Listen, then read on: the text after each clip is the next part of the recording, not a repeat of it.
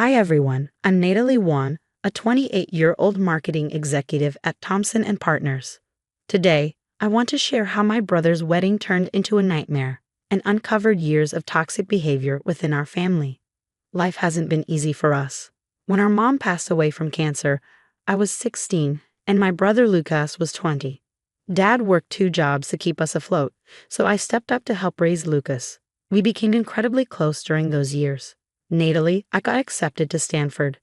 I still remember the excitement in Lucas's voice that day. Even now, I can feel the pride and determination I felt as I made the decision to use my college fund to pay for his education. No regrets. It was worth every penny to see him graduate. For a while, everything seemed perfect. Then Caroline Brooks walked into our lives. Lucas met her at a charity event, and I still remember our first dinner together at LeBlanc. "So, Natalie, Lucas tells me you're in marketing." How quaint, Caroline had said with a condescending smile. I suppose not everyone is cut out for the pressures of real estate. It was the first red flag, but I ignored it for Lucas's sake. Soon, the subtle digs became constant. "Darling, you simply must update your wardrobe. Those outlet store pieces aren't doing you any favors." Even my best friend Rachel noticed.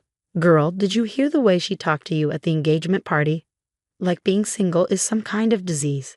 And David, my colleague, raised an eyebrow after meeting Caroline at the office holiday party. "Your future sister-in-law asked if I was your supervisor. When I said no, she literally rolled her eyes and said, 'Figures.' But none of that compared to meeting her mother, Martha Brooks. Picture the stereotype of a wealthy snob, then multiply it by 10. "Lucas, dear," Martha cooed at a family dinner, "are you sure you want to live so close to that neighborhood? We could help you find something more suitable in our area."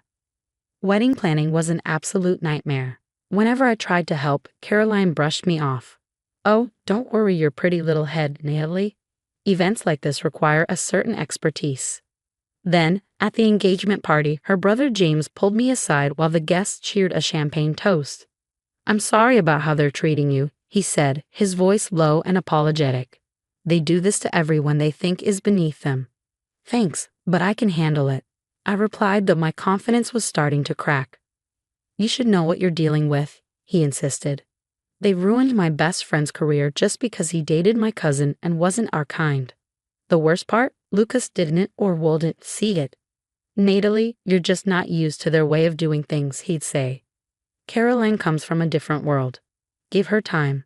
If only I'd known what was coming." The week before the wedding was brutal. Caroline found excuses to exclude me from every bridesmaid meeting, rescheduling without notice. Finally, during the rehearsal dinner, she delivered the ultimate blow. "Oh, Natalie, didn't Lucas tell you? We had to make some last-minute changes to the wedding party. Too many bridesmaids would look cluttered in the photos." I turned to Lucas, hoping he'd defend me, but he looked away. "Caroline," I said, trying to keep my voice steady, "I'm his only sister." "Darling, we've discussed this.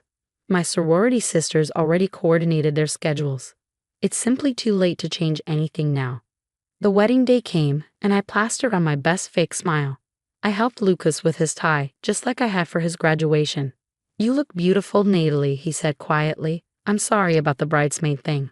"Hey," I replied, forcing a smile, "it's your day. Let's make it special." The ceremony went off without a hitch, but the reception brought the final blow. During the toasts, Caroline stood up, champagne glass in hand, her designer dress probably worth more than my rent.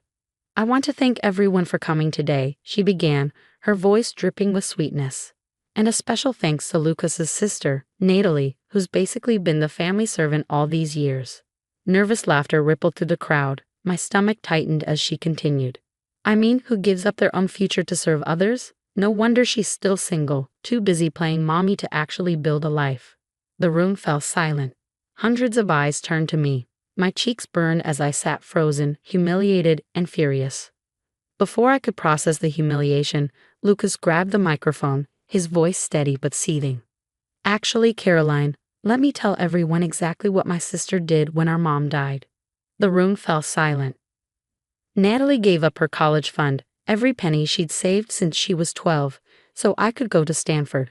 She worked 3 jobs while finishing high school to help Dad keep our house. She's not a servant. She's the reason I'm standing here today." Caroline's face turned white. Lucas, darling, I was just joking. Lucas didn't let her finish. While you were spending Daddy's money at prep school, my sister was helping me with calculus homework at midnight after her shift at the diner. She's not single because she was playing mommy. She's single because she puts others before herself. Something you clearly know nothing about.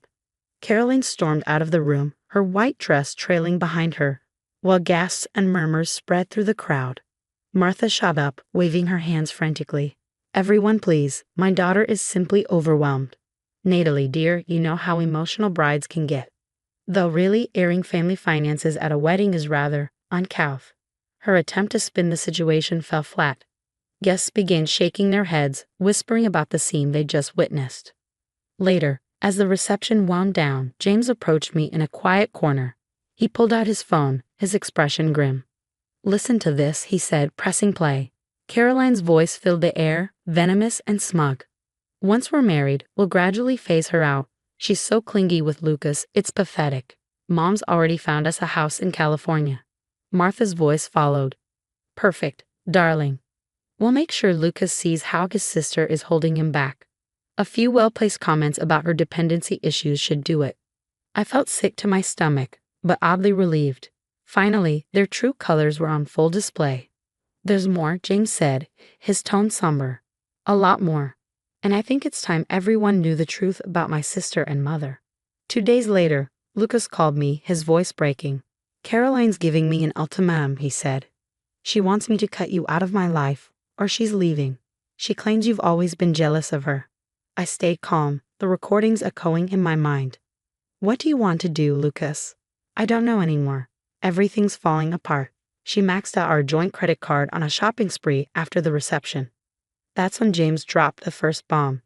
He emailed me court documents. Caroline had been married before, to a wealthy man in Boston, and she never divorced him. Natalie, you won't believe what I found. My best friend Rachel burst into my office, waving a stack of printouts. Caroline pulled this exact same stunt with 3 other families. She finds successful men with close family ties, drives wedges between them, and bleeds them dry. Even David, my colleague, had been digging through social media. Look at this, he said, holding up his phone. These posts from 2019, she's wearing an engagement ring in Miami. But it's not from your brother or her first husband. There's a whole trail of destroyed relationships. As Caroline unraveled, she weaponized Instagram, posting cryptic captions like, "Some people pretend to be loving sisters while secretly sabotaging your marriage." Then came the ultimate downfall. Martha's carefully constructed empire began to crumble. The SEC launched an investigation into Brooks Realty for major fraud. James discovered they'd been running a Ponzi scheme through their luxury real estate developments. The feds are looking at everything, James told me over coffee. Mom's been cooking the books for years. Caroline knew, and she was using company money to fund her shopping addiction. Caroline's desperation peaked when she tried to gaslight Lucas about his own memories. Baby, remember how Natalie tried to talk you out of college? She wanted to keep you dependent on her. But her lies couldn't save her when her past caught up with her. Lucas received a LinkedIn message from Thomas Bennett, Caroline's ex-husband. Your sister called me. I should have warned you sooner, the message read. Caroline did the same thing to my family. First, she isolated me from my sister, claiming she was trying to control my life. Then she drained my accounts. She told everyone my sister was spreading lies about her.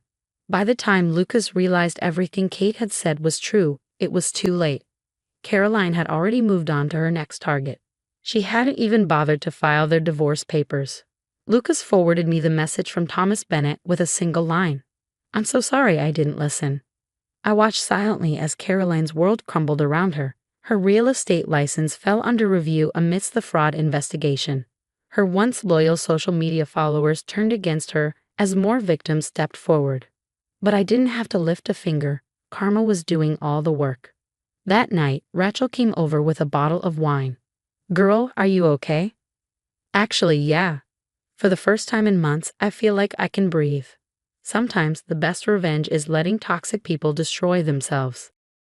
But the real satisfaction came later. The headline flashed across my phone. Brooks Realty CEO arrested in multi-million-dollar fraud scheme. Martha's mugshot was everywhere. Gone were the designer suits and her trademark superior smirk, replaced by an orange jumpsuit and smeared mascara. The fallout was swift and merciless. Thomas Bennett went public with his story. She was already married when she married Lucas, he revealed. Can you believe it? Whispers in exclusive country clubs turned into roars. Caroline's carefully curated image shattered like cheap glass. Then Lucas called me, his voice trembling. Natally, she took out loans in my name, credit cards, personal loans, everything. She forged my signature. I'm looking at almost $300,000 in debt. Caroline's final, desperate move was as predictable as it was pathetic. Natalie orchestrated this whole thing. She ranted to anyone who would listen. She planted evidence, manipulated James, turned my own brother against me. Lucas's lawyer called it a slam dunk annulment case. She was legally married to someone else, the judge ruled. This marriage was never valid. And just like that, it was over. Caroline's social media meltdown was legendary. A 30-minute, unhinged rant accusing me of everything from theft to corporate espionage. The real estate board wasn't amused. Her license was revoked. 5 years flew by. Life moved on. I'm now the marketing director at a Fortune 500 company. My team's latest campaign just won an industry award. Dating? Sure, when I want to. But I'm not chasing it. My life is already full. As for Lucas, he found himself again. He met Sarah, a kind, grounded kindergarten teacher at a volunteer event. No drama, no designer labels, just real love. Their backyard wedding last summer was everything a wedding should be: simple, joyful, and heartfelt. Looking back, I sometimes wonder, what would you have done in my position? When Caroline hit rock bottom and sent that desperate message asking for help, would you have given her a second chance? Would you have believed she changed? Or would you have stood firm, like I did, knowing that some bridges are better left burned? Let me know your thoughts in the comments. Have you ever had toxic people come back into your life after karma finally caught up to them? Did you forgive them or stand your ground?